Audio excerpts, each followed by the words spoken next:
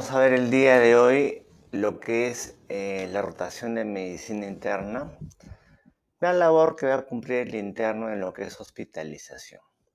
Vamos a evaluar lo que es la historia clínica, desarrollar todos los aspectos importantes esta.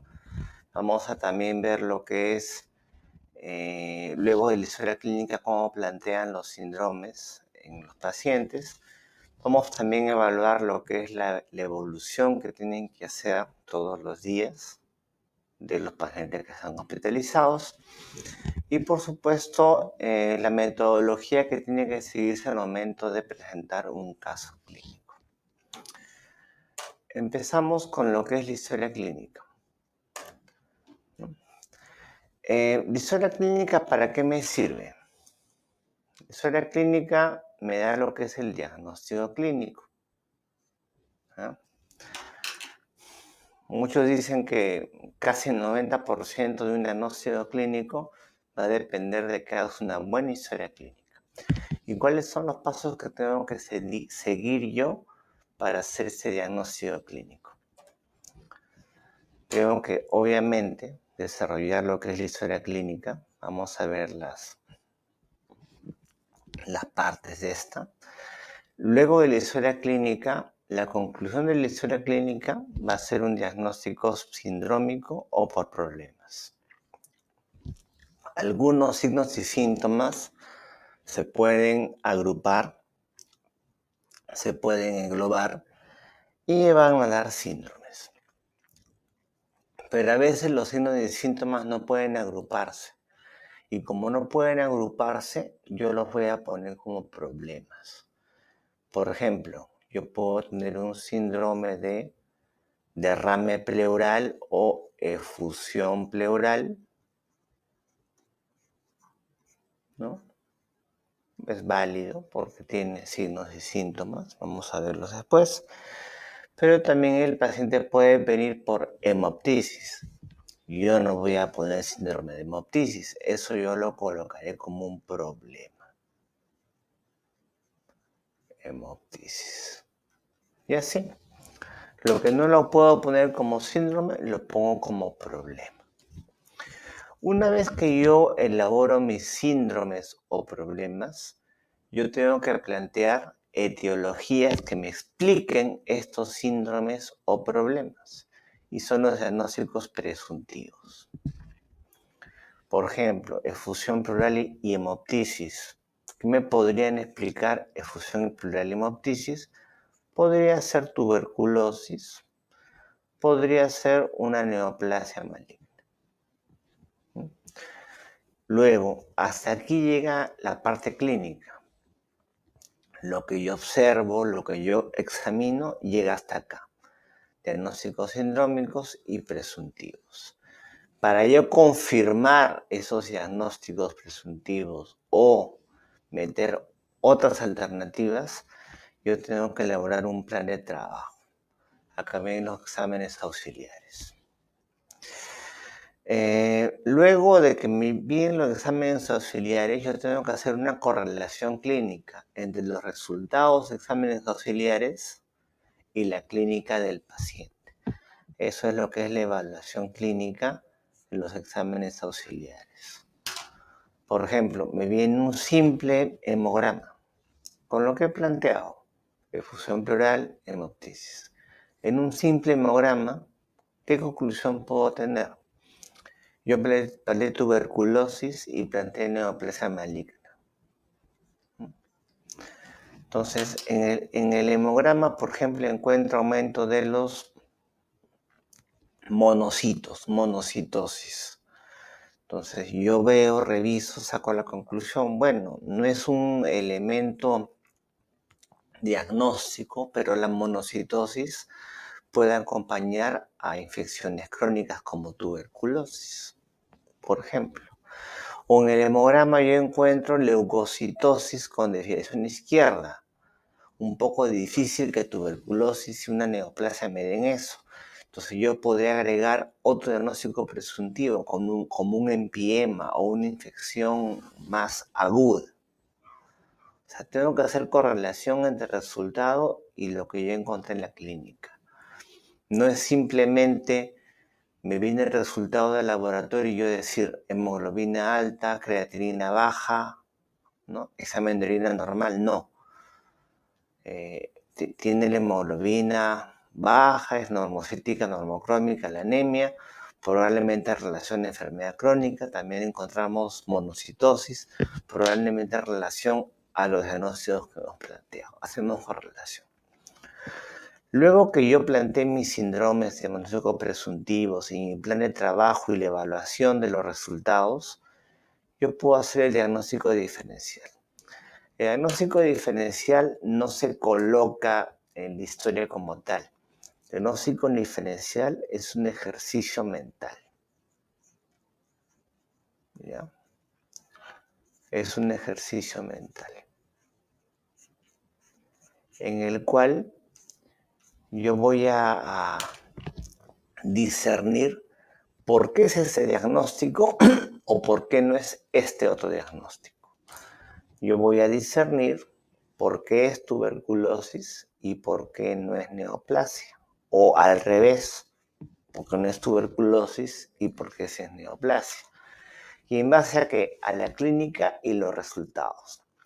Yo digo que es tuberculosis porque tiene monocitosis, tiene una BCG elevada y la biopsia de pleura salió una reacción granulomatosa crónica. Yo digo que no es neoplasia porque no salen células malignas, marcadores tumorales son negativos, la clínica tampoco iba compatible, quizás, no lo sé. Es el ejercicio mental que yo hago con la clínica y con el laboratorio. ¿Para qué? Para darme un diagnóstico nosológico, un diagnóstico de enfermedad, lo que es el diagnóstico definitivo. Y esto sí viene sobre la clínica. Yo concluí que es tuberculosis. Y ya lo pongo, tuberculosis de la pleura, pleural, etcétera, ¿no? O pleuropulmonar, si es que corresponde.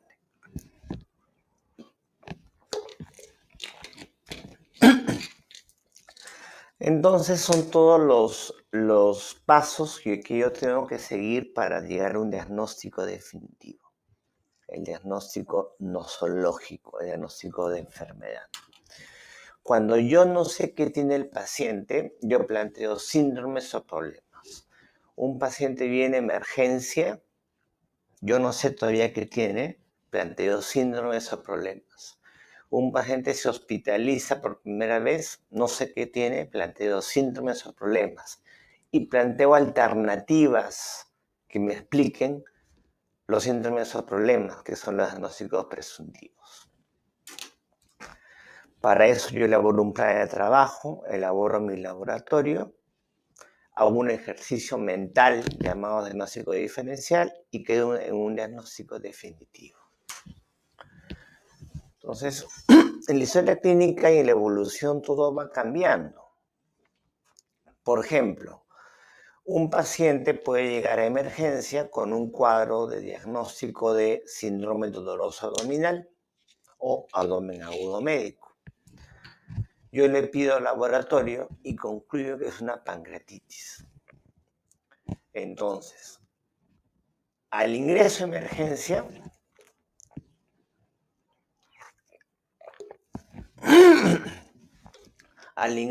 la emergencia, probablemente yo planteé el diagnóstico de abdomen agudo médico o síndrome doloroso abdominal.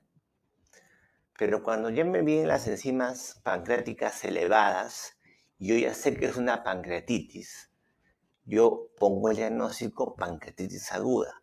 Ya no tendría sentido que yo ponga síndrome doloroso abdominal, pancreatitis aguda. No, porque yo ya sé que tiene el paciente. Cuando yo no sé qué tengo, planteo síndromes o problemas. Viene un paciente con una poliartritis. Yo planteo artritis reumatoide, planteo lupus. Yo no sé qué tiene el paciente, tiene poliartritis, es un problema, un síndrome.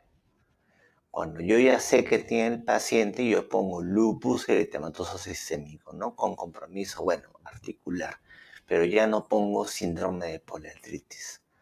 Me refiero a eso. Eso es algo que tienen que tener en cuenta en la historia clínica. Entonces, la historia clínica viene a ser el primer paso fundamental para un buen diagnóstico clínico.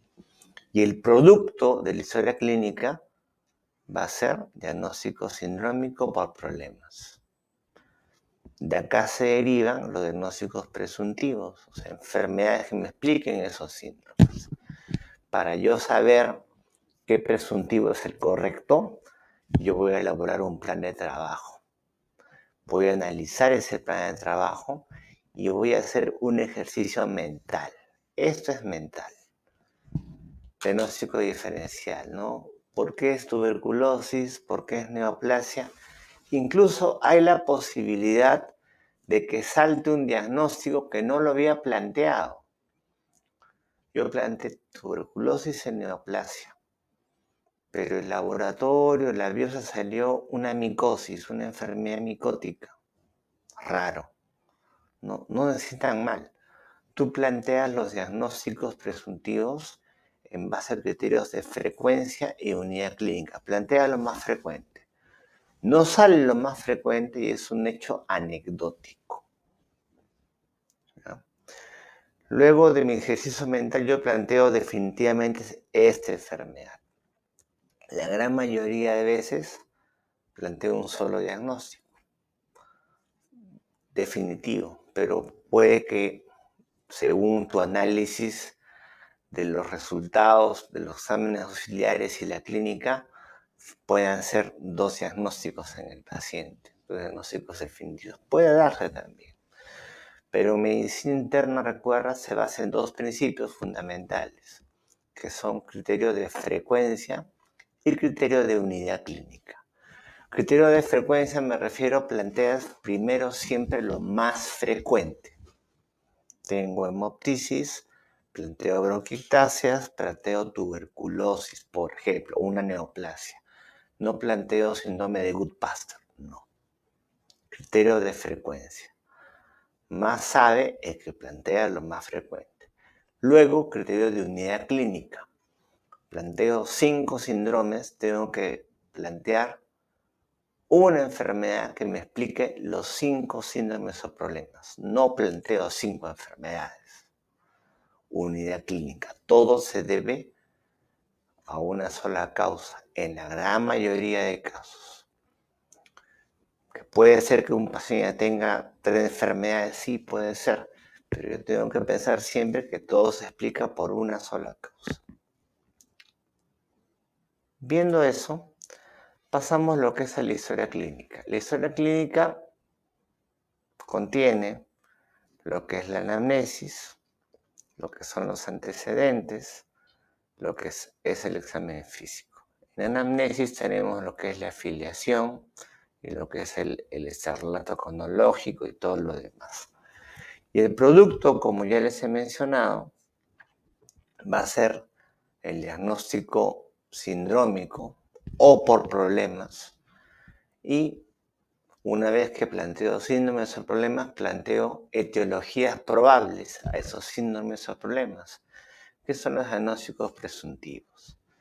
Ya para saber cuál corresponde o no, yo tengo que hacer un plan de trabajo. Exámenes de laboratorio, radiológicos, procedimientos, biopsias y sacar un diagnóstico definitivo finalmente. Luego de hacer el ejercicio mental que se llama diagnóstico diferencial.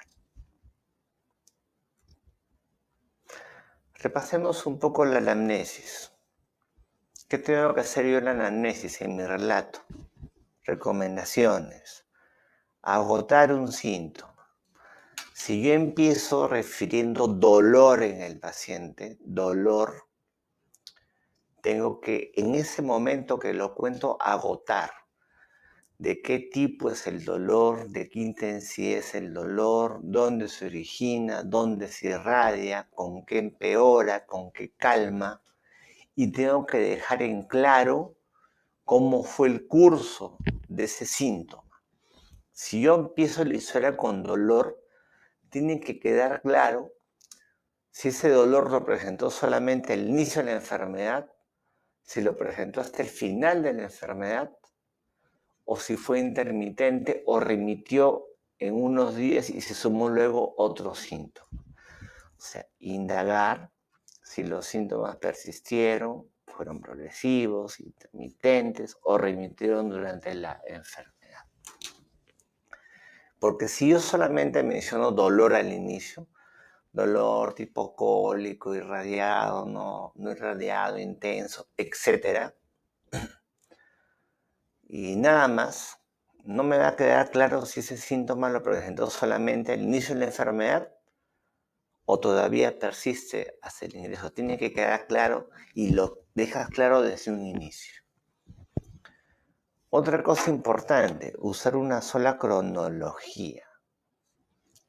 Si yo empiezo por hace 7 días, continúo con hace 6 días, hace 4 días, hace 3 días, el día de su ingreso. Pero no puede ser porque yo empiece con hace 7 meses, presenta dolor, pero el 15 de diciembre presentó vómitos y 5 días después presentó diarrea, pero hace 3 días presentó fiebre. O sea, te pierdes. Acuérdate que la historia clínica y sobre todo el relato es tu arte. Tú tienes que elaborarlo para que otra persona que no seas tú lo lea y lo entienda perfectamente. La cronología tiene que ser en ese caso perfecta. Luego de que yo he contado en mi relato los síntomas que tiene el paciente o los signos que él mismo ha evidenciado, que puede ser también síntomas sobre todo, yo primero cuento lo que te dice el paciente. Después tengo que contar lo que no te dijo el paciente. El paciente te va a decir lo que a él le interesa y por lo general empieza con los síntomas que más le molestan. ¿Y cuáles son los que más le molestan, doctor? Fácil, los que no le dejan trabajar. Entonces, te puede doler el hombro, ¿no? O la mano, pero puedes seguir trabajando. Cuando ya no puedes trabajar, no puedes producir, ahí recién tú dices, oye, me siento mal, voy a ir al médico. Pero el paciente te va a contar los síntomas que no le dejan desarrollarse durante el día, trabajar. Tú tienes que buscar los síntomas que no te ha dicho él. ¿Y cómo sé? Por ejemplo, si el paciente viene con una historia de poliartritis, digamos, y es lo que le interesa a él porque es lo que no le deja desarrollarse durante el día, trabajar, y viene por eso justamente, tú ya estás imaginando, ¿no? Va a haber poliartritis, causas, probablemente autoinmunes, ¿no? Probablemente, no sé, lupus. Pero lupus solamente tiene poliartritis, no.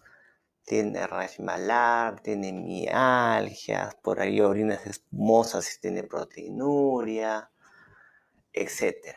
Fotosensibilidad. El paciente viene por la poliartritis, pero tú le tienes que sacar lo demás. O sea, tú ya te vas construyendo una probable etiología y le preguntas más sobre eso. Señor, no ha tenido rash malar, no ha tenido fotosensibilidad, no ha tenido mialgia, no ha tenido orinas espumosas, no ha tenido caída de cabello, etc. No solo eso, tú tienes que eso consignarlo en la historia clínica y lo pones como síntomas negativos. Digamos, nuevamente, el paciente viene por poliartritis. Tú sabes, dentro de las causas de poliartritis, un elemento fuerte son las enfermedades autoinmunes. Entonces yo voy a preguntarle al paciente, ¿no? Él viene por poliartritis porque es lo que le interesa, es lo que no le deja trabajar. Pero tú le preguntas, ¿se le ha caído el cabello? ¿Ha tenido fiebre? Bueno, si te dice que sí, tú lo vas completando en tu relato. Él viene porque hace 2 semanas tiene una poliartritis, pero ya te dice que tiene el tema malaria y fiebre hace un mes. Entonces la enfermedad hace un mes, ¿no? Y el episodio actual será lo de la poliartritis, pero tú lo cuentas desde los síntomas del paciente. ¿Cómo desde el inicio de los síntomas? ¿Cómo yo me doy cuenta de eso? Tú le preguntas, ¿hace cuándo que está mal? Hace 2 semanas. Ah, muy bien, señor. Entonces, antes de las 2 semanas estaba completamente bien, podía hacer todo. No, ya tenía fiebre. Ah, ¿desde cuándo tiene fiebre? Ah, una semana antes, o sea, 3 semanas. O sea, antes de eso estaba completamente bien. No, comenzaba a enroncharme con el sol. Ah, entonces hace un mes. Así le vas sacando información. Vas completando todo tu relato, pero también, como te digo, vas a colocar estos llamados síntomas negativos. ¿A qué me refiere eso? Van a ir en función a la enfermedad que yo me estoy planteando. Tengo una poliartritis, yo podría pensar que es una enfermedad autoinmune, un lupus. Entonces yo comienzo a preguntarle clínica que a él no le interesa, al paciente no le interesa porque no le impedía sus labores diarias, pero sí te interesan a ti porque te van a construir un diagnóstico. Él viene por la poliartritis que lo postra, pero tú le preguntas por fotosensibilidad, por caída de cabello, etc. Si te dice que sí, lo pones en tu relato. Si te dice que no, también lo pones. Y lo pones como síntoma negativo. Niega alopecia, niega fiebre, niega caída de ese cabello, niega orinas espumosas, niega mialgia, etc. O sea, ponen los síntomas negativos en función a lo que ya tú te vas planteando. Es importante y lo pones al final de la anamnesis. Por ejemplo, ¿qué les parece esta cronología? Mujer de 50 años inicia enfermedad hace 2 meses con tos seca. 15 días después se agrega fiebre, por lo que el 5 de octubre acude a médico. Una semana después, o sea, te pierdes. Eso está pésimo. Tienes que empezar hace 2 meses, presenta tos seca, no sé, hace un mes se suma fiebre, hace 2 semanas se suma expectoración purulenta, pero empiezas con una sola cronología. Vas a mantener eso. Si empiezas con hace 2 días, continúas con hace un día. Hace 2 meses, hace un mes, hace 2 semanas, hace una semana y el día del ingreso. Pero no puedes hacer esto, ¿no? Mezclar tiempos. Pésimo. Por ejemplo, varón de 60 años de edad acude al consultorio por presentar hace 2 semanas y de forma progresiva ictericia y piel y mucosas. Dejo claro, desde hace 2 semanas y de forma progresiva, estoy dejando claro que lo va presentando hasta el día del ingreso. Si empecé con hace 2 semanas, continúo. Hace una semana se suma dolor tipocólico en epigastrio, leve no irradiado. Entonces, si hace 2 semanas tiene ictericia y dolor, ¿qué puede ser? ¿Una coleocolitiasis? Al paciente eso es lo que le interesa, el dolor y lo que se pone amarillo, es lo que le molesta. Yo le pregunto por lo que quizás no le molestó al paciente. Doctor, entonces una coleocolitiasis, ¿no? ¿Qué más me da una coleocolitiasis? Me puede dar fiebre, vómitos, náuseas. Yo le pregunto, señor, ¿ha tenido vómitos, náuseas, fiebre? No, doctor. Ah, también lo pongo. Niega, síntomas negativos. Niega náuseas, vómitos, fiebre. Si te dice que sí, lo agregas a tu relato. ¿No? De hace unas semanas el suma dolor tipo cólico en epigastrio, leve no irradiado, acompañado de náuseas, vómitos, ella es la térmica cuantificada, ¿no? Con tantos grados.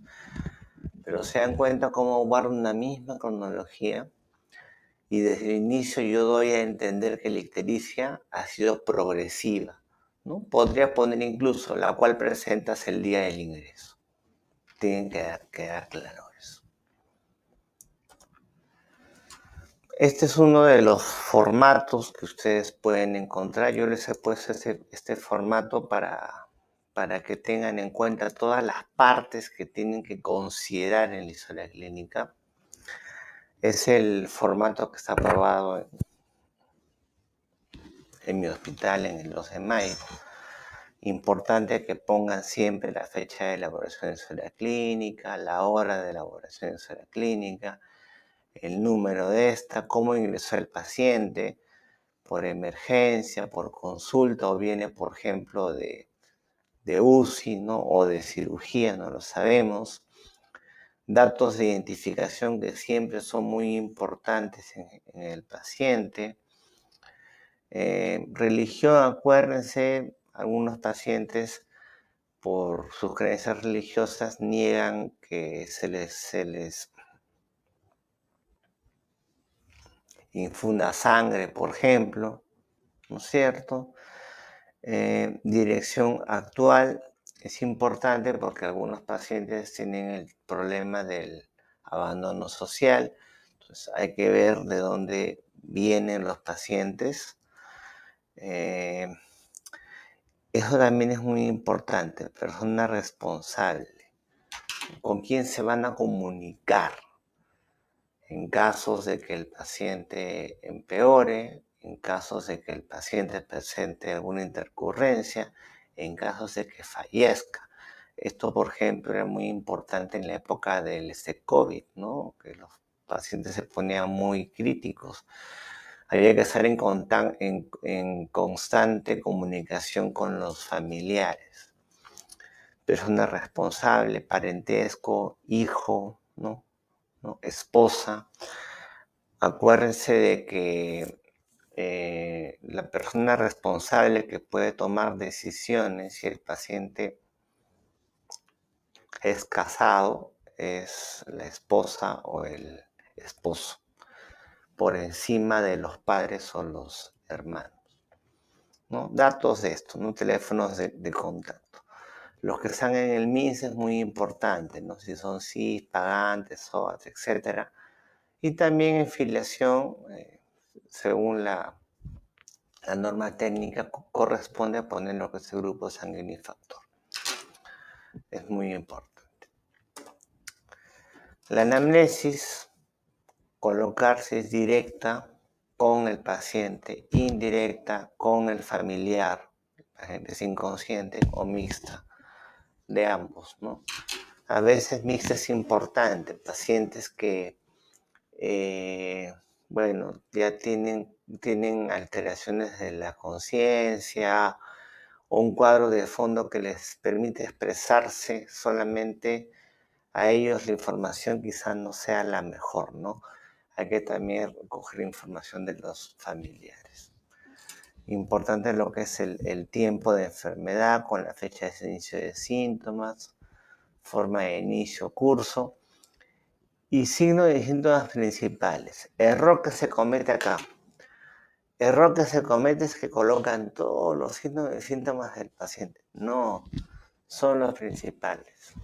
Y doctor, ¿cuáles son los principales? Los que han obligado al paciente a ir a emergencia o ir a consulta. ¿Y cuáles son esos? Por lo general, los síntomas de signos que no les deja al paciente desarrollarse en su vida diaria. Trabajar. El paciente puede tener su rash malar, su fotosensibilidad, pero sigue trabajando. Cuando ya comienzan a doler las articulaciones, eso es lo que no le deja desarrollarse al paciente. Trabajar. Eso justamente, el motivo de ingreso es lo que colocan ahí. No colocan todos los signos y síntomas. Del relato que ya hemos visto, cómo tienen que poner una cronología y al final recordar los síntomas y signos negativos, funciones biológicas que también ustedes recuerdan. En variación de peso, coloquen si es que ha notado cambios en su peso, si ha subido, sobre todo bajado, en cuánto tiempo colocarlo. Luego tenemos el tema de los antecedentes. Si bien es cierto, tú vas a poner una pregunta abierta, ¿tiene alguna enfermedad?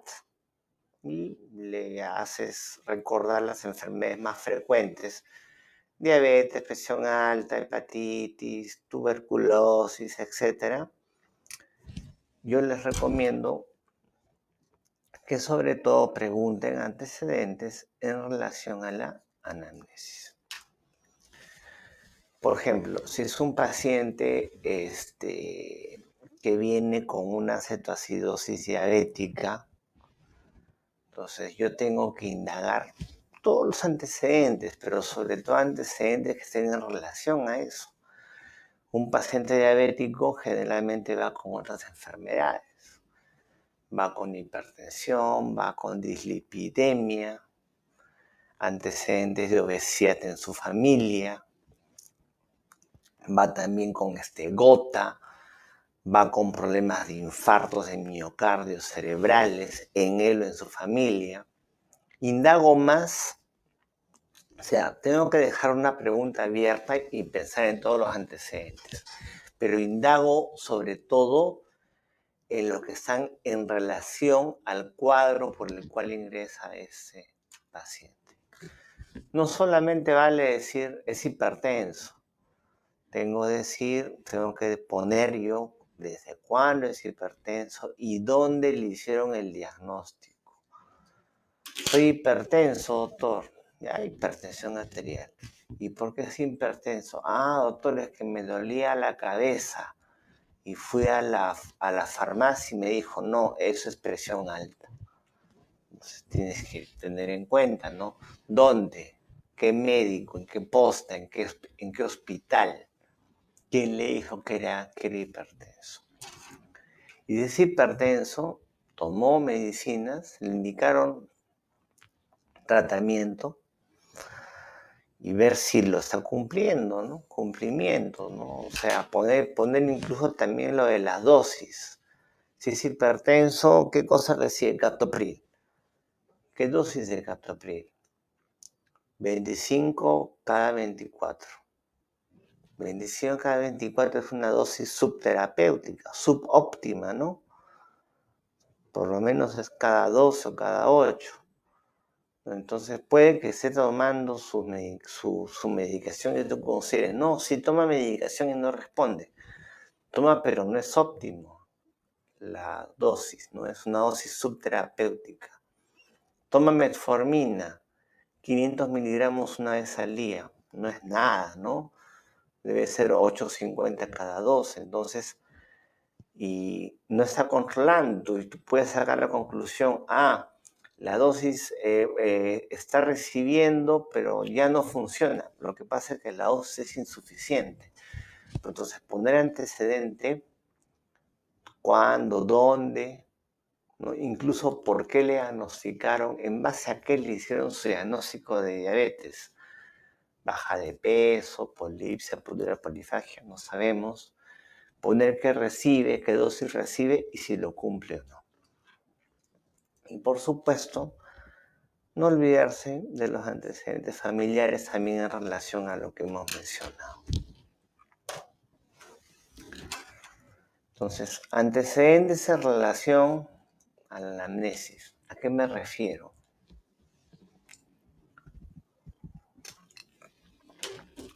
Tenemos varón de 30 años, presenta alza térmica no cuantificada intermitente hace una semana, con escalofríos, refiere palidez, coloración amarillenta de pieles claras. Entonces tiene fiebre, tiene alza térmica, tiene ictericia y tiene anemia probablemente, de una semana de evolución. Es un síndrome ictérico-febril y un síndrome anémico. Ictérico-febril probablemente de etiología infecciosa. Entonces, como yo ya sé los cuadros clínicos de las enfermedades, ¿qué antecedentes me interesarán? Obviamente voy a presentar todos los antecedentes, pero sobre todo indago en lugares de procedencia. Por ejemplo, si tengo ictericia y fiebre y anemia y el paciente viene de la selva, eso pensaré primero en malaria. Si tiene el mismo cuadro, ictericia, fiebre y anemia, y viene de la sierra, pensaré en Bartonella. O sea, yo pregunto todos los antecedentes, pero sobre todo indago en relación a mi anamnesis. O sea, desde un primer contacto con el paciente, yo ya voy haciendo el ejercicio mental de plantear probables etiologías. Es cierto, hago toda la historia y hago conclusiones, pero desde el primer contacto con el paciente yo ya elaboro. Yo ya estoy pensando en posibilidades. Y mi historia clínica la voy armando y voy yo indagando en relación a lo que yo ya voy pensando, planteando.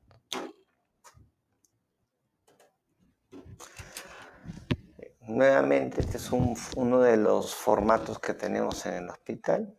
Están de los antecedentes, incluye lo que es vivienda, tipo de piso, saneamiento. Sobre todo, se me ocurre, por ejemplo, en una tifoidea planteada en el paciente, me va a interesar mucho el tema de saneamiento y servicios básicos. Crianza de animales, por ejemplo, en una zoonosis, una brucelosis que estoy planteando, me interesa si el paciente vive con animales en una granja, los manipula, etc. Alimentación, sobre todo en enfermedades metabólicas tipo diabetes, su dieta predominio de qué es carbohidratos, por ejemplo, sería interesante. Vestimenta, es adecuada para la estación. Patologías tiroideas, por ejemplo, el hipertiroidismo, tiene mucho calor hasta en invierno, no se abriga, no es adecuada para la estación. Los hábitos nocivos, tabaco, alcohol, drogas. No solamente decir sí, no, tipo de alcohol, frecuencia, es distinto que sea cerveza, que sea whisky, ¿no? La concentración es distinta. Lo mismo con el tabaquismo, ¿no? Y acá pueden sacar una relación de paquetes año, pack years, aquí está la fórmula, para evaluar lo que es el riesgo de cáncer del pulmón en el paciente. Siempre poner el tema de lo que son las alergias medicamentosas, frecuente con AINES y con algunos antibióticos. Alergias alimentarias también, ¿no? En realidad es un tema muy amplio y es un tema subdiagnosticado. Se cree que de 8 a 10% de la población mundial tiene alguna alergia alimentaria. Tienes que también indagar sobre eso. Ocupaciones, residencias, viajes. En relación a lo que les mencioné, ¿no? Vienen por ictericia, fiebre, es una enfermedad infecciosa. ¿Dónde estuvo? Estuvo en la selva, estuvo en la sierra. ¿A cuántos metros, no? es un tema epidemiológico importante. Antecedentes fisiológicos que siempre son importantes, los ginecobstétricos, bastante también importantes, gesta y para. Actividad sexual, esto podría significar cierta conducta de riesgo para algunas enfermedades infecciosas, también tiene que estar eso claro.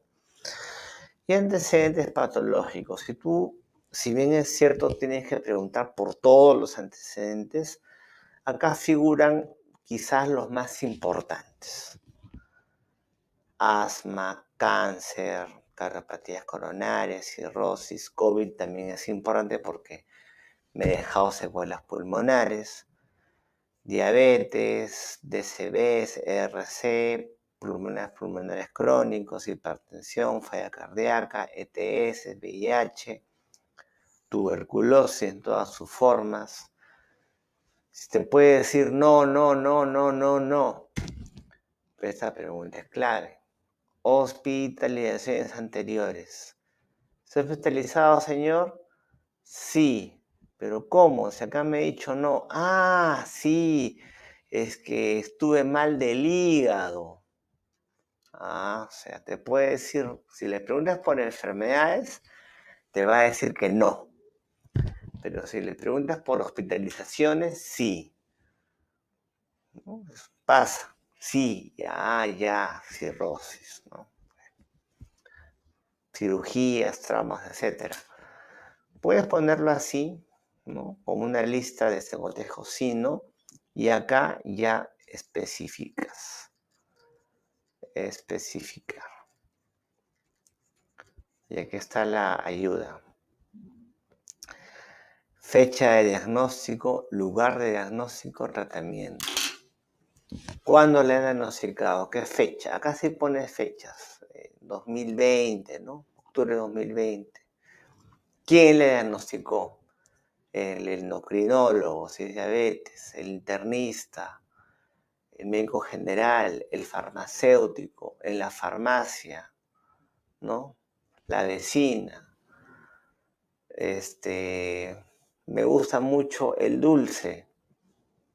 El familiar le dice, tienes diabetes. Y desde ahí el paciente asume que tiene la enfermedad. Y si tú le preguntas simplemente, ¿es diabético? Sí, te va a decir. No. Una vez un paciente vino por una herida que no le cerraba. Y en la farmacia le dijeron que tenía diabetes.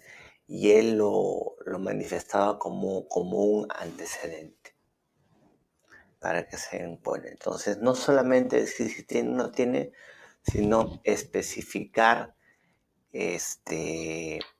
quién le hizo el diagnóstico y si recibe el tratamiento y también la dosis. Porque tú puedes asumir de que la enfermedad está descontrolada, pero en realidad está recibiendo una dosis subóptima, subterapéutica. Luego del antecedentes, primero anamnesis, viene lo que es el examen físico. Si bien el examen físico está sistematizado por aparatos de sistemas, ustedes ya lo conocen, yo les recomiendo que en la práctica, al examinar al paciente, lo hagan de la cabeza a los pies. Empiezan por el pelo, bajan por los ojos, la cara, piel de la cara, cavidad oral, tórax y ganglios, tórax y pulmones, cardiovascular, abdomen, baja. Para que no se te pierda nada. ¿Va a ser completo? Sí, va a ser completo. Pero voy a indagar más signos clínicos de acuerdo a anamnesis y antecedentes. Si tengo un ictérico febril con anemia que viene de la selva, va a ser ese beneficio completo. Pero sobre todo yo buscaré, por ejemplo, ¿qué? Hepatoesplenomegalia, adenopatías, etc. Si viene por poliartritis y antecedente de rash malar, yo obviamente voy a hacer un examen clínico completo, pero buscaré signos y síntomas que me refuercen esa enfermedad. Si yo planteé lupus, importante ver cavidad oral, úlceras orales, por ejemplo, importantísimo. O sea, completo, pero siempre indagando en relación a lo que yo ya estoy pensando en el paciente. Si es cierto, la conclusión de la historia clínica son diagnósticos sindrómicos y problemas, pero desde el primer momento que yo tengo contacto con el paciente, yo llevo planteando patologías. Por ejemplo, vino un paciente con melanosis facial, pigmentación. Oye, no ser un Addison, yo ya voy planteando eso desde un primer momento y mi anamnesis, mis antecedentes, mi examen físico van a ser completos, pero van a ser dirigidos a lo que yo ya voy planteando desde el primer contacto con el paciente. Examen físico, empezamos por funciones vitales. Dentro de las funciones vitales hay una que ya forma parte de, para algunos, que es la saturación de oxígeno. Saturación de oxígeno según el FIO2 y se recibe algún tipo de dispositivo de oxigenoterapia. Presión arterial media, presión arterial en general, frecuencia cardíaca, de pulso, respiratoria. Frecuencia cardíaca y frecuencia de pulso deberían ser iguales, ¿no? Cardíaca 100, de pulso 100, pero a veces no. A veces tengo más latidos que pulsaciones. No todo lo que late a veces se expresa como pulso. Y cuando la diferencia de latidos y pulsaciones es más de 10, o sea, tengo más latidos que pulsaciones con una diferencia más de 10, se llama pulso deficitario. Y el pulso deficitario es el diagnóstico clínico de fibrilación auricular. Tenemos lo que es el aspecto general, bueno. Tienen que poner también acá lo que son sondas, catéteres, dispositivos, ¿no? Si es que el paciente tiene sonda Foley, nasogástrica, un tubo de tórax, etc. Piel y faneras, se pone normal o anormal, y si es anormal, describes tú.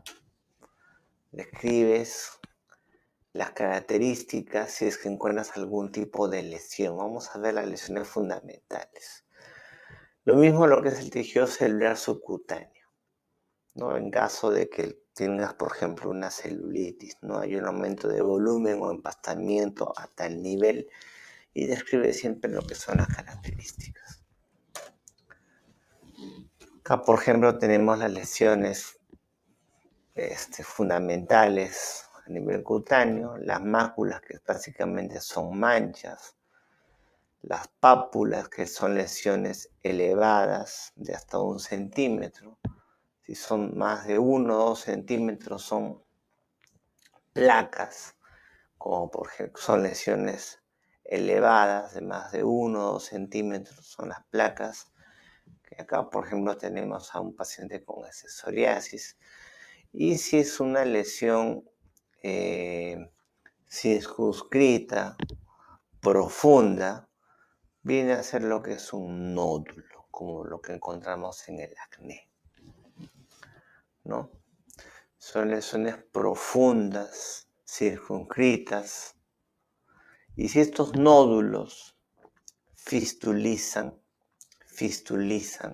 se ulceran y fistulizan, se denominan gomas. Cuando un nódulo se ulcera y fistuliza, se llama goma. Así se llama la lesión cutánea. Y una goma, históricamente, bueno, recordarán, se asociaba mucho con sífilis terciaria, lo cual ya no se ve, pero una goma actualmente puede plantear tuberculosis cutánea, micobacterias atípicas, esporotricosis, actinomicosis, nocardia, entre otras. Ganglios linfáticos, y acá te pongo las regiones ganglionares, palpables, occipitales, cervicales, submaxilares, submentonianos, epitocleares, popliteos, inguinales, supraclaviculares. Recuerda que al palpar un ganglio tú tienes que poner una serie de características que vamos a ver a continuación para definir si es un ganglio significativo o no. Los ganglios se pueden palpar hasta 0.5 centímetros. Los inguinales hasta 1.5 centímetros pueden ser normales. Pero hay ganglios que tú nunca debes palpar. O sea, hay zonas en que nunca deben haber ganglios palpables. Si los hay, alta posibilidad de patología. Una de ellas, principalmente, son los supraclaviculares. Los ganglios que palpas acá, los supraclaviculares, nunca debes encontrarlos. Y si los encuentras, alta probabilidad de neoplasia, sea gástrica o de otro sitio. Otro ganglio que es infrecuente y que debería también llamarte la atención es el ganglio epitroclear. ¿Ya? Epitroclear también. Pero, por ejemplo, ganglios inguinales puedes tener, ganglios cervicales también, tienes faringitis, ¿no? Y pueden quedarse. Aparato locomotor es un tema bastante complejo, ¿no? Ves el tema articular, si hay signos de inflamación articular, hay aumento de volumen, calor, signo del témpano, limitación de los movimientos articulares. Idealmente, los rangos articulares debes evaluarlos con un goniómetro, que me va a ver el ángulo de las articulaciones. Si no tienes el goniómetro, casi nadie lo tiene si no eres especialista, simplemente tú lo describes como limitación a la movilización de la articulación tal, limitación a la extensión, a la flexión, la lateralización, lo pones así, limitación funcional a tal movimiento.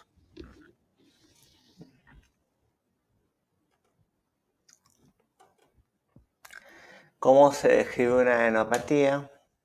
Miren, por ejemplo, es una supraclavicular gigantesca, ¿no? La localización, ya saben, de los grupos ganglionares que les he mencionado. Los que nunca deben haber son supraclaviculares como este. O sea, no debe existir ese ganglio, lo palpas, es patológico y alta posibilidad de cáncer. También el otro que no deberías encontrar es el epitroclear. El tamaño, el número, consistencia, adherencia, sensibilidad. Si encuentras solamente una adenopatía, tú lo planteas como un síndrome de adenopatía regional o localizada. Puedes ponerlo como síndrome de adenopatía regional o simplemente lo pones como un problema, ¿no? Adenopatía regional, sin ponerle al inicio síndrome. Pero si encuentras ganglios en 2 o más grupos ganglionares no contiguos, por ejemplo, cervicales, inguinales, axilares, acompañado o no de hepatoesplenomegalia, eso se llama linfoadenopatía generalizada o también llamado síndrome linfoproliferativo. El síndrome linfoproliferativo es la presencia de adenopatías en 2 o más grupos ganglionares no contiguos que se puedan acompañar o no de hepatoesplenomegalia. Lo puedes poner como síndrome linfoproliferativo o como un problema linfoadenopatía generalizada. ¿Ok?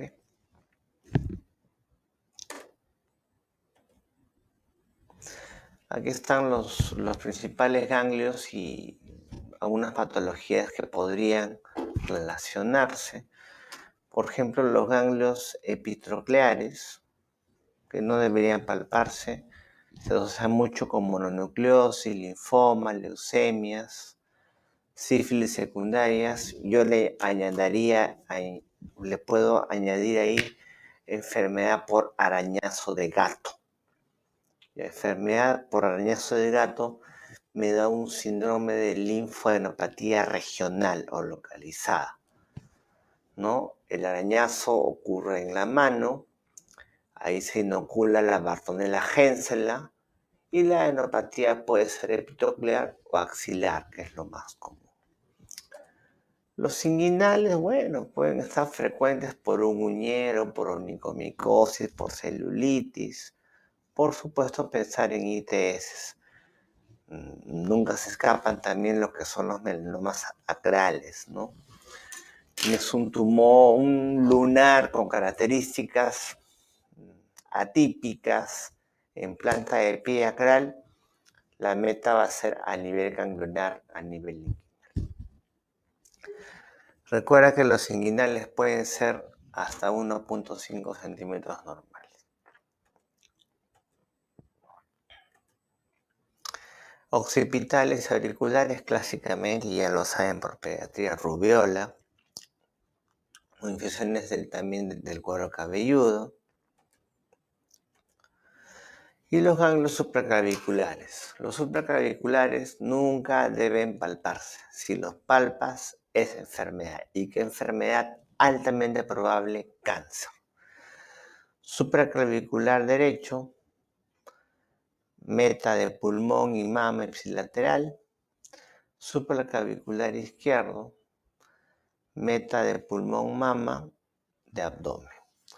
Clásicamente, asociado acá a neoplasias de abdomen, ¿no? Cáncer gástrico, por ejemplo. Es llamado el ganglio de Virchow, ¿no? El supraclavicular izquierdo.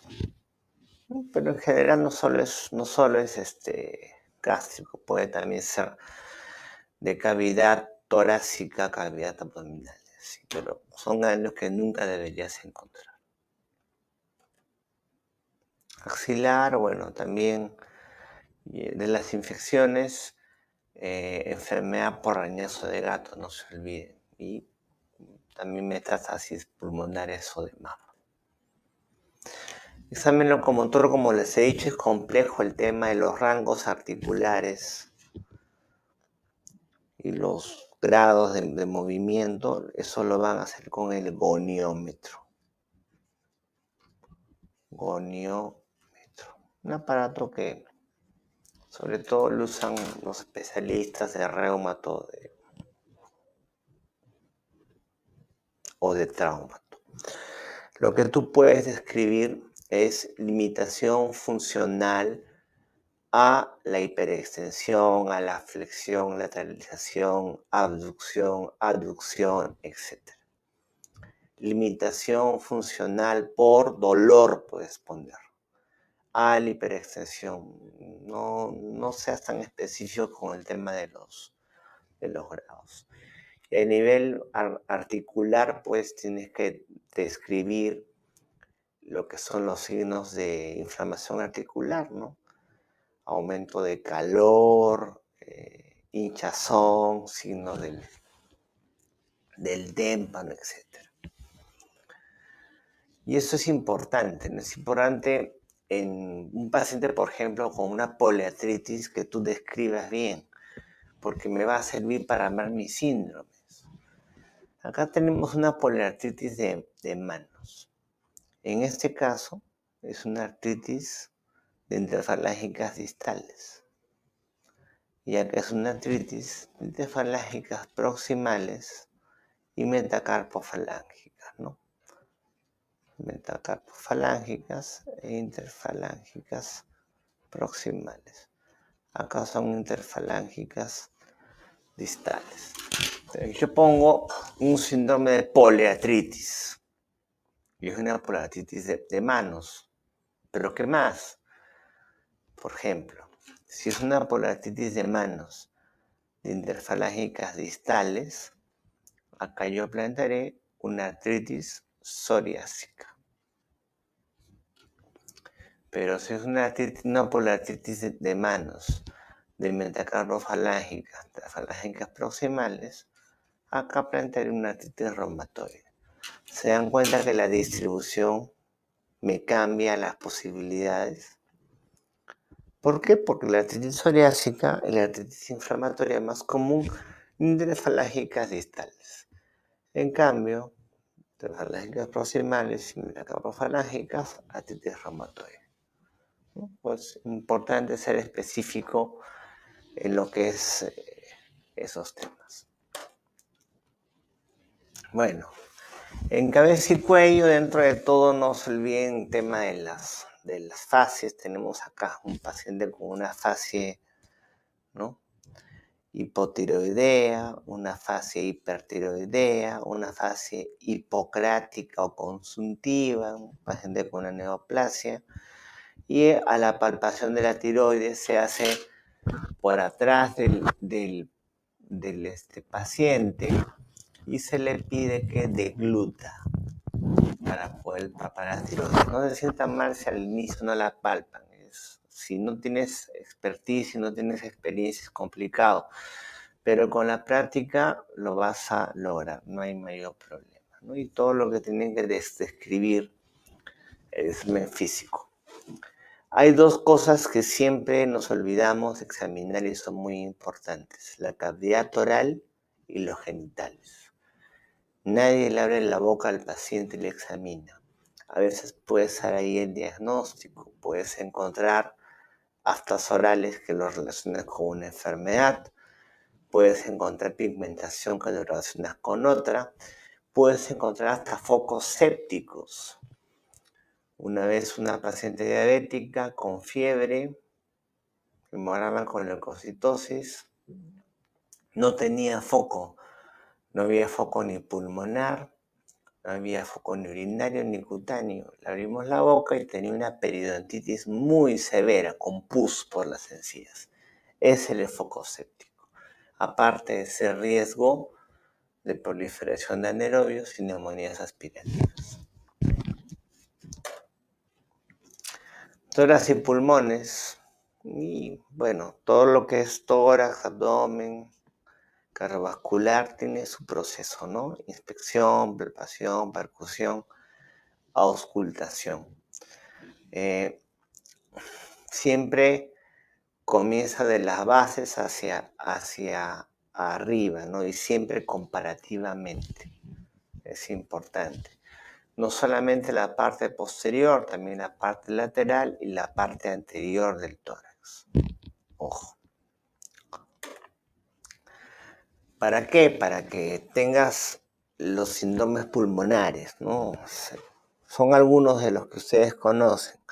Síndrome de condensación, de derrame pleural o efusión pleural, neumotórax, atelectasia y las alteraciones que ustedes ya conocen al examen clínico, que me dan esas conclusiones, esos síndromes, ¿no? Diga, señor, 33.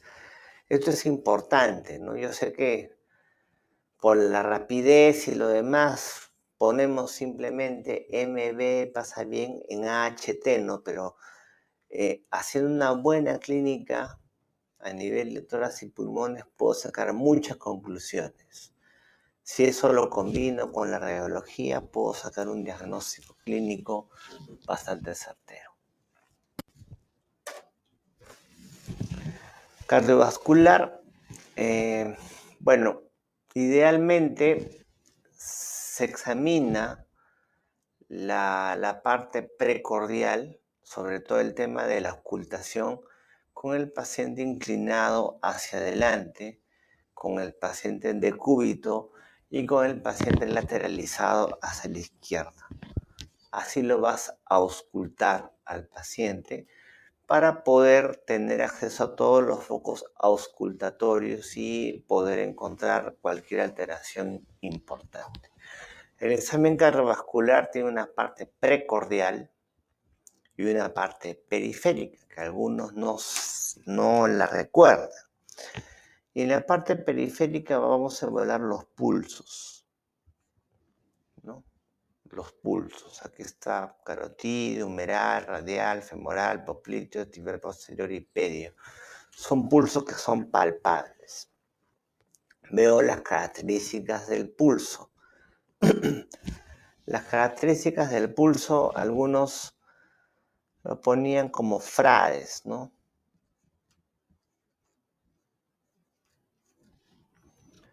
Frecuencia, ritmo, amplitud, depresibilidad, estado de la pared, sincronía. Frecuencia, ritmo, amplitud, depresibilidad, estado de la pared, sincronía. ¿Cómo palpo el pulso? Parece sencillo, ¿no? Pero, por ejemplo, vamos a ver. Agarro el brazo acá. Estos dos dedos los voy a usar para apoyarme en el cúbito de ese paciente. Y con estos 3 dedos palpo el pulso radial. O sea, no pongo de frente un dedo, sino estos 2 dedos van al lado cubital del antebrazo y me sirven como un resorte, como un apoyo. Y con los 3 que quedan libres, puedo palpar el pulso radial. Y hago rodar a la arteria radial. Palpo y examino la arteria radial, como que la diseco y la ruedo. ¿Para qué? No solamente para sentir la onda del pulso, sino para ver las características de la pared. Si es una arteria elástica, si es una arteria con una pared dura o irregular, si es una arteria depresible, eso me habla de la elasticidad. De esa manera yo voy a evaluar lo que es el pulso radial. ¿Por qué es importante eso, no? Porque, por ejemplo, pacientes con aterosclerosis muy severa, voy a palpar el pulso, la arteria, perdón, con una serie de nodulaciones, ¿no? Una arteria completamente irregular. Y eso, bueno, en semiología le llaman arteria en tráquea de pollo. Así lo van a encontrar. Arteria en tráquea de pollo, un signo semiológico interesante, ¿no? Ustedes palpan la tráquea del pollo, el pescuezo lo encuentran con nódulos, ¿ya? Es algo así, ¿ya? Una arteria con nodulaciones por la aterosclerosis. Sincronía, ¿no? Que los pulsos sean sincrónicos, por ejemplo. Soplos arteriales. No se olviden de ocultar arterias. Cuando hay una obstrucción del más del 50% de una arteria, es probable que ocultes un soplo. Búscalos a nivel femoral, búscalos a nivel subclavio, a nivel axilar, a nivel radial. Por ejemplo, vasculitis de grandes vasos, una arteritis de Takayasu, puede darme soplos arteriales, por ejemplo. Pacientes con aterosclerosis severa, soplos arteriales. No se olviden de ocultar soplos en pacientes con asimetrías de pulsos e insuficiencia arterial periférica. Signo de Homans, que es el dolor a nivel de la pantorrilla, con la dorsiflexión del pie, la pantorrilla, es un signo de trombosis venosa profunda. Y también evaluar lo que es vascular periférico, el sistema venoso, ¿no? Venas varicosas, tortuosas, etc.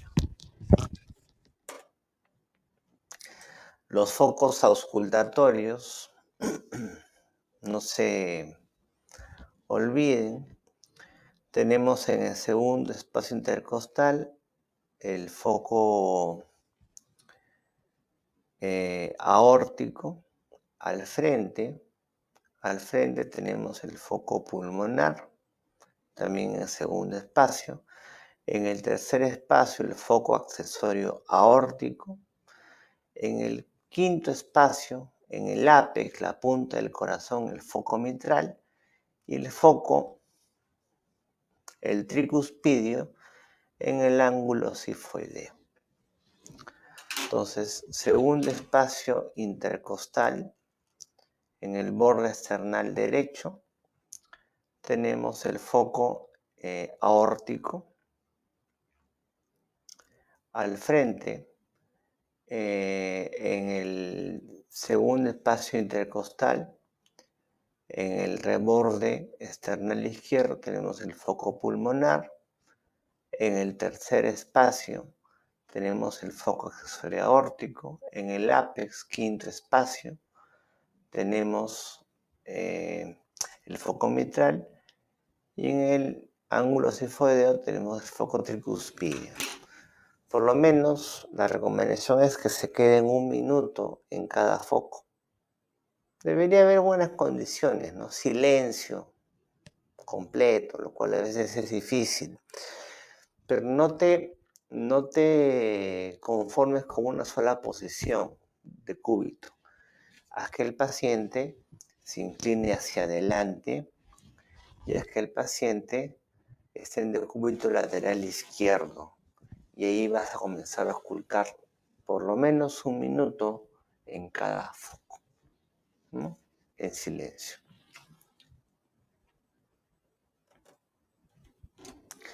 Lo que es abdomen, empieza con la inspección y luego la ocultación.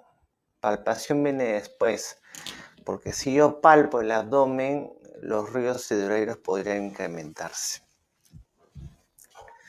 En la ocultación, ¿qué es lo que me interesa? Encontrar ruidos hidroaéreos. El número va a ser variable. Puede ser de 8 a 30 ruidos hidroaéreos por ese minuto. No se ponen de acuerdo los textos, ¿ya?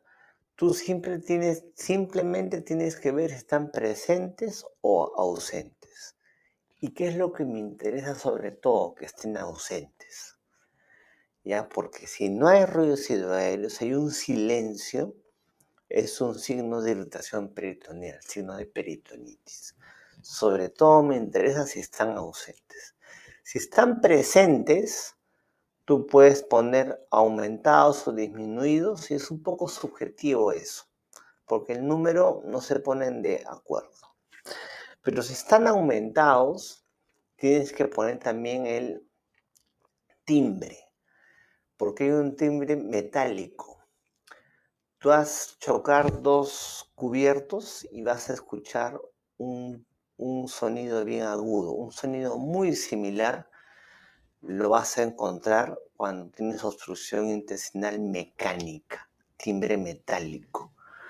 Eso yo lo he ocultado una vez y sin haberlo ocultado antes, de forma bastante evidente, tú ves que es un timbre metálico. Entonces, sobre todo acá, me interesa si están ausentes. Si están ausentes, peritonitis. Si están presentes, se escribe si están aumentados o disminuidos. Un poco subjetivo va a ser eso, ¿ah? Ya, número al minuto, depende de lo que leas. 8 hasta 30 incluso. Palpación. Palpación de hígado, es un problema. ¿No? En semiología te han hecho palpar abdómenes. El profesor te decía, ¿palpas el hígado? Tú no palpabas nada, le decías que sí. ¿Palpas el borde? Sí, no palpabas nada. Es difícil. Tendrás que palpar, pues no sé, 100 abdómenes para que más o menos encuentres alguna diferencia en la consistencia. No te preocupes. ¿Qué es lo que vas a hacer? Aquí está. Voy a colocar el estetoscopio en el epigastrio. ¿Ya? Coloco el estetoscopio en el epigastrio, el diafragma. Y yo comienzo a rascar desde la fosa ilíaca.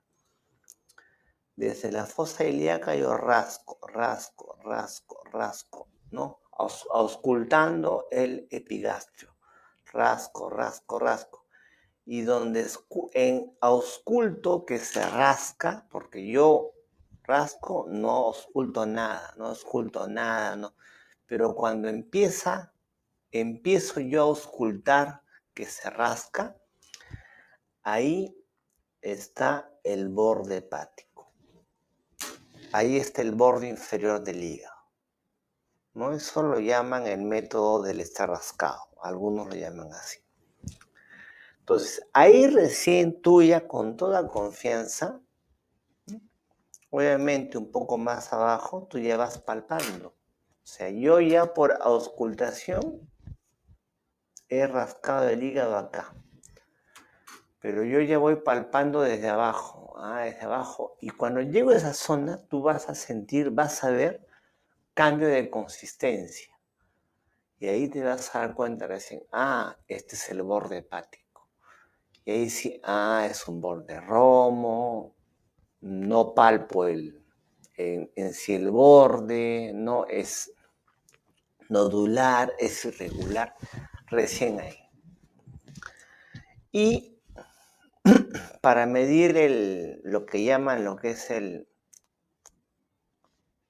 spam hepático, o sea, cuánto mide el hígado, yo lo ausculto y lo rasco y luego lo palpo ese nivel. Pero el borde superior, ¿cómo hago? Yo voy percutiendo.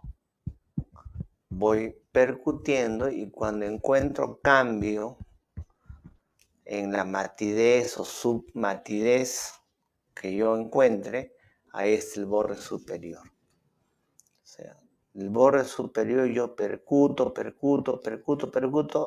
Acá es más mate, por acá es submate o sonoro, ya, que es el borde superior. Y acá yo rasco, acá siento el rascado. Entonces mido cuánto es el spam hepático, ¿no? Recuerda colocar el estetoscopio en el epigastrio y rascar desde fosa ilíaca, y donde ausculta rascado es el borde inferior. Luego, obviamente, para localizar más específicamente alguna masa o alguna alteración, yo uso los cuadrantes, superior derecho, superior izquierdo, inferior derecho, izquierdo, o el sistema de las áreas, de las 9 áreas, ¿no es cierto?, que son el hipocondrio derecho, el epigastrio, el hipocondrio izquierdo, los flancos, el mesogastrio, las fosas ilíacas y el hipogastrio, cualquiera de los dos sistemas, para describir en dónde están las alteraciones.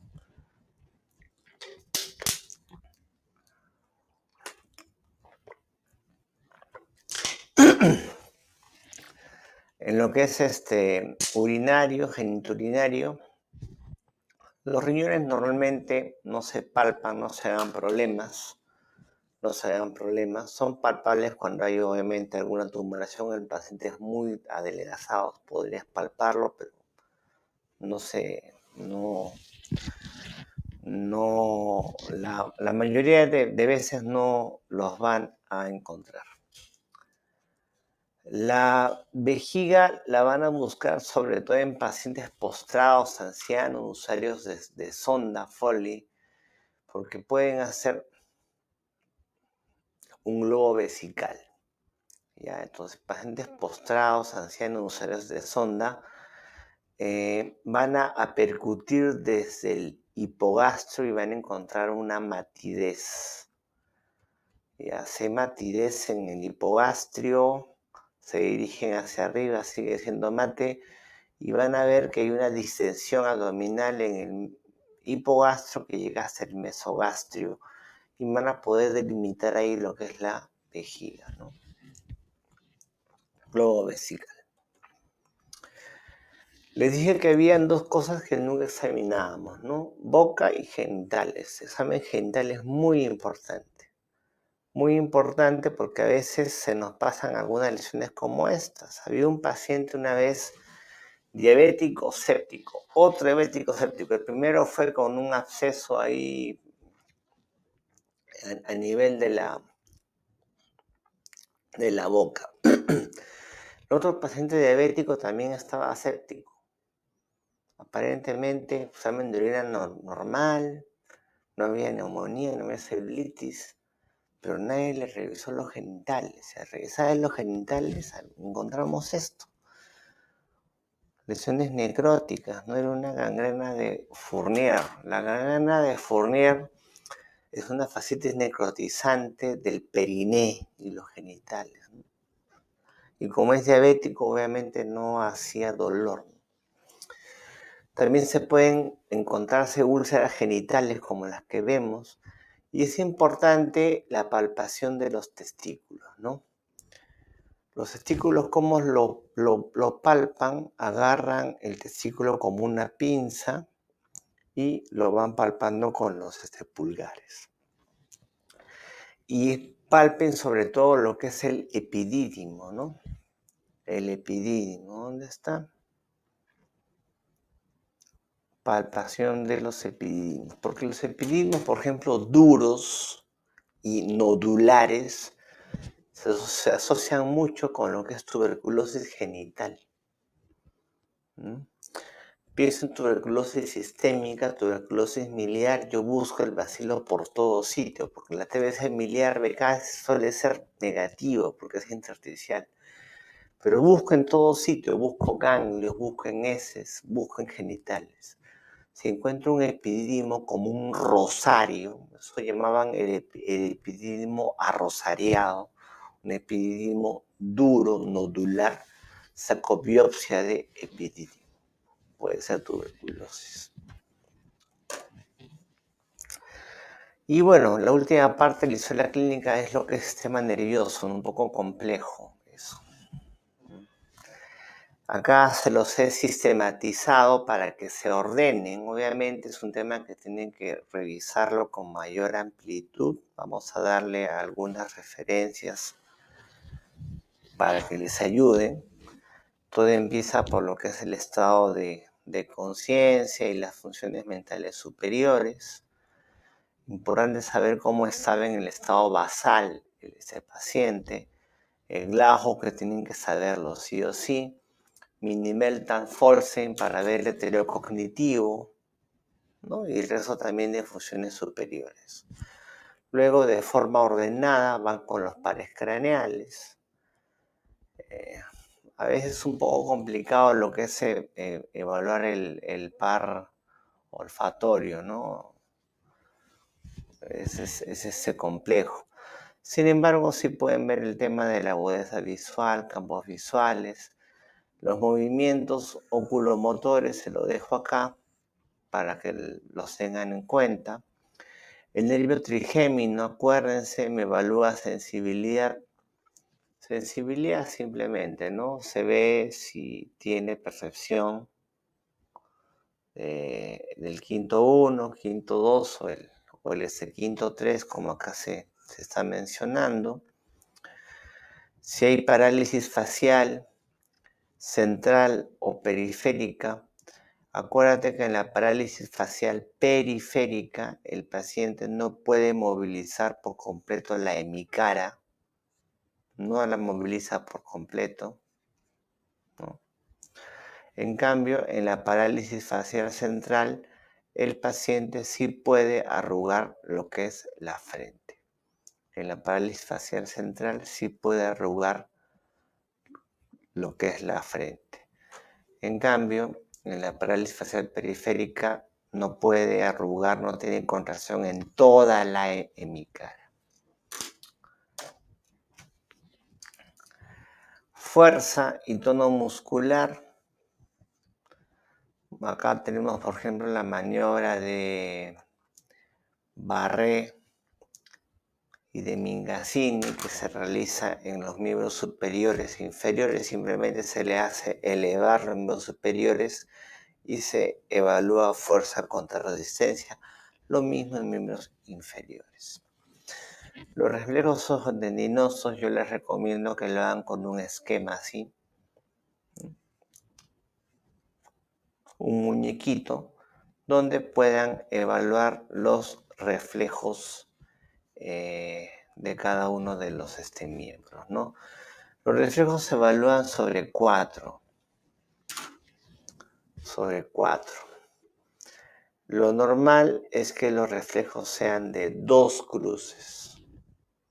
Una cruz es hiporreflexia, 0 es ausente. 0 ausente, 1 hiporreflexia, 2 cruces normales, 3 cruces hiperreflexia y 4 cruces policinéticos. ¿Qué es un policinético? Yo le saco el reflejo bicipital y me sale el bicipital del otro lado. Yo le saco el bicipital y me sale el miembro inferior rotuliano, como en el Chavo. ¿No se acuerdan en el Chavo? Le sacaba un reflejo a Kiko de un lado y salía de la otra pierna, algo así. Esos son los reflejos policinéticos, 4 cruces. ¿Ya? 3 cruces aumentados, 2 cruces normal, 1 hiporreflexia, 0 ausentes. Y lo hacen con el muñequito para que sea más explicativo. Bueno, porque es importante el tema de los reflejos y la fuerza muscular, porque me va a hacer un diagnóstico topográfico si la lesión es de primera neurona o de vía piramidal o de segunda neurona o neurona periférica. Vía piramidal, primera neurona. Primera neurona va de la corteza motora hasta la médula. Segunda neurona de la médula anterior hacia la placa mioneural. Y las diferencias que pueden haber, por ejemplo, lesión de primera neurona, media hiperreflexia, segunda neurona, hipoarreflexia, por ejemplo, atrofia muscular importante va a haber en las lesiones de segunda neurona, primera neurona no es tanto así. La fuerza muscular va a estar disminuida distalmente, sobre todo en lesiones de segunda neurona, y va a tener cierta distribución en lesiones piramidales, ¿no? Va a haber una hemiplejía si la lesión es central, ¿no? Y una paraplejía o paraparesia si la lesión es a nivel de la médula.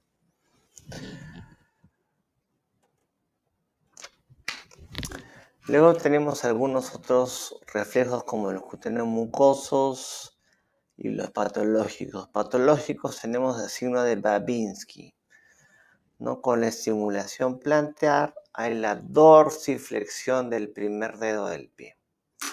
Signo de Babinski es patognomónico de lesión de vía piramidal. Es patognomónico de lesión de primera neurona. Aquí está. ¿Ok? Luego tenemos el tema de la sensibilidad. Y acá se los he, como les he dicho, se los he ordenado. La idea, obviamente, no es revisar cada uno de los puntos, pero sí ordenarnos, ¿no? Sensibilidad superficial y profunda. La profunda, por ejemplo, ¿cómo la evaluamos? Con el diapasón, la palestesia, ¿no? En las eminencias óseas de miomenosis, se le pide al paciente, ¿no?, que cierre los ojos, y en las eminencias óseas de miembros inferiores se pone el diapasón de 128 Hz para ver si percibe o no la vibración. Si no la percibe, se llama apalestesia. Apalestesia. ¿Ok?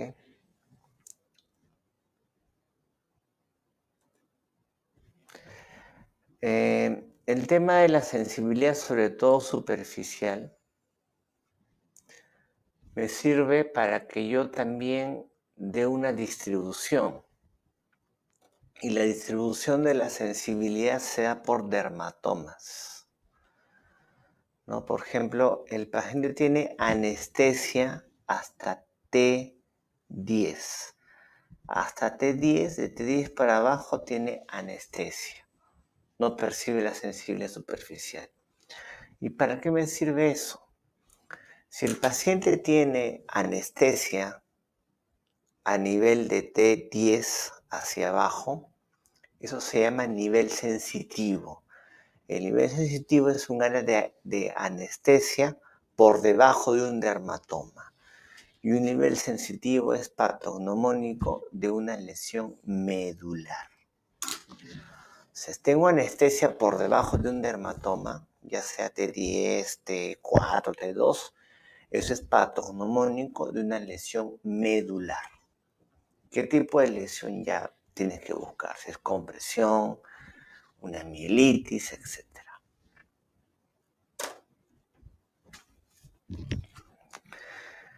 Como les digo, acá se los he ordenado, coordinación, marcha y equilibrio, para ver básicamente problemas cerebelosos. Tenemos lo que es la metría.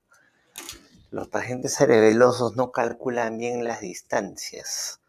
Le hago la prueba índice nariz, se quedan cortos, porque no calculan bien la amplitud de los movimientos. Se pasan de largo o se quedan cortos.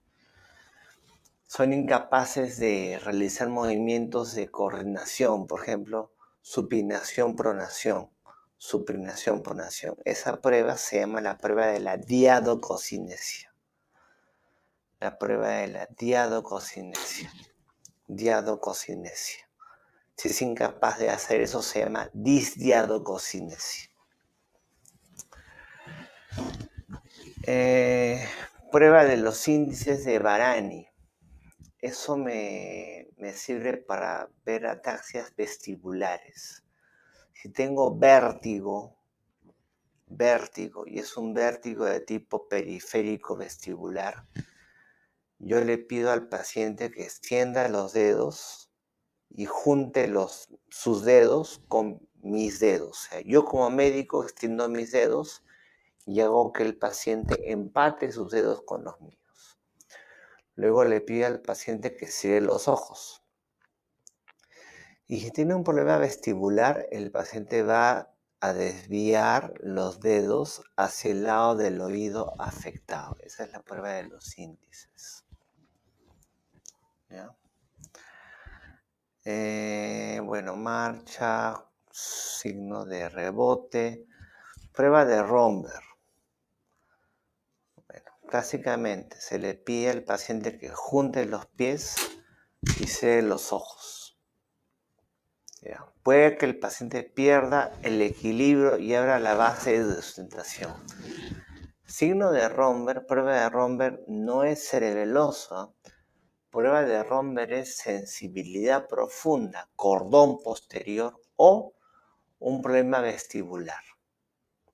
Romberg positivo, primero, sensibilidad profunda o un problema vestibular, no es cerebeloso. Ojo. Movimientos anormales, bueno, los signos meningios, ¿no? Rigidez de nuca. Signo de Kerning es que el paciente flexione la pierna y luego flexione el muslo y luego tú extiendes la pierna.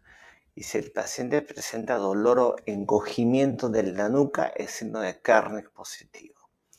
Signo de Brusinski es que tú eleves los miembros inferiores y va a haber un encogimiento de la cabeza. El paciente ahí también refiere que le duele, es un signo de Brusinski positivo. Entonces, de la historia clínica que hemos visto, algunos de los puntos, voy a sacar una conclusión. Y la conclusión van a ser mis diagnósticos sindrómicos y por problemas. Un ejemplo. Mujer 55 años acude por hemoptisis moderada de un día de evolución. Refieres una semana de disnea progresiva. Ella viene por lo que más le molesta, hemoptisis. Al examen tiene edemas también y tiene sinovitis, tiene artritis de articulaciones y crepitantes en bases y efusión pleural derecha. O sea, tiene hemoptisis, tiene artritis, tiene edemas, tiene efusión pleural, tiene signos de consolidación crepitantes.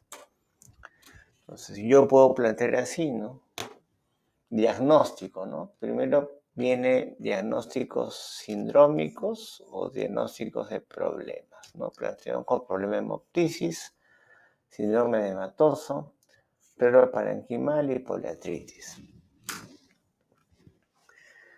¿Qué les he dicho? Medicina interna tiene dos principios, criterio de frecuencia y criterio de unidad clínica. Si yo no sigo esos principios, ¿qué va a suceder? Yo planteo 4 síndromes y para cada síndrome planteo diagnósticos. Tiene hemoptisis, tiene TB, tiene bronquiectasias. Edematoso, cardíaca, renal, hipogluceminemia, cirrosis. Pero parenquimal, TB, neumonía, poliartritis, artritis reumatoide y LES. O sea, el paciente tiene pues 6 diagnósticos. No. O sea, si yo pienso que para cada síndrome tengo enfermedades distintas, estoy pensando que el paciente tiene 5 o 6 enfermedades distintas. Eso no puede ser. Criterios de unidad clínica. Todos los síndromes y problemas se explican por una sola enfermedad.